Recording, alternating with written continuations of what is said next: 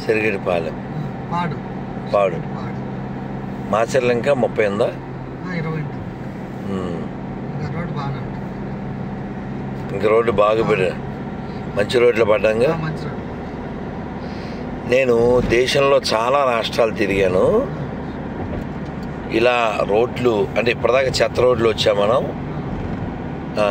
కొంచెం, కానీ దేశంలో ఏ మూలకి వెళ్ళినా రోడ్లు బాగున్నాయి. రైళ్ళు, రోడ్లు, విమానాలు, ఇవన్నీ అంటే కనెక్టివిటీ పెంచడం.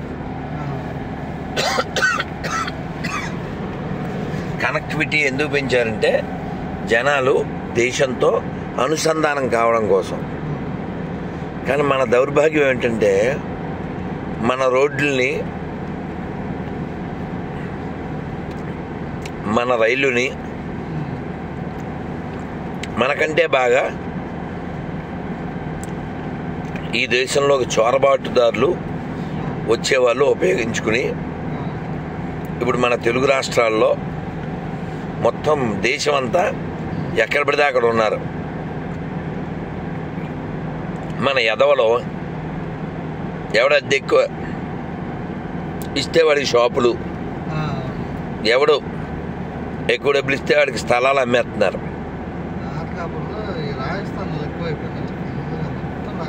కాదు, మీకు అర్థం కావట్లే. రాజస్థాన్ వాళ్ళు వస్తే పర్వాలే, పాకిస్తాన్ వాళ్ళు రాకూడదు. మీకు అర్థమైందా? రాజస్థాన్లో హిందువులు ఎక్కడికి వచ్చినా వాళ్ళు హిందువులుగానే ఉంటారు. మార్వాడీలు ఎక్కడికి వచ్చినా దేవాలయాల్ని పూజిస్తారు, రక్షిస్తారు, దానికి డొనేషన్ ఇస్తారు. మొన్న నంద్యాలలో ఏ దరిద్రులు ఎవరో తెలియదు, ఎవరో మార్వాడి సెల్ ఫోన్ షాప్ పెడితే ఈ పోరంబోకేతలు సెల్ ఫోన్ షాపుల వాళ్ళు వెళ్ళి ధర్నా చేశారు షాప్ పెట్టకూడదని. మరి అసలు మనం పూజ చేసే దైవాన్ని సాతాననే దరిద్రుడిని వాడు అమ్ముతుంటే నువ్వేం చేస్తున్నావురా? వాడు పండ్లు అమ్ముతున్నాడు, వాడు కూరగాయలు అమ్ముతున్నాడు, వాడు ఫ్రూట్స్ అమ్ముతున్నాడు, వాడు అన్నిట్లో దూరుతున్నాడు. అప్పుడేం పీకేవరా? సాటి హిందువుల మీద నీ ప్రతాపం పోరంబోకేదవా?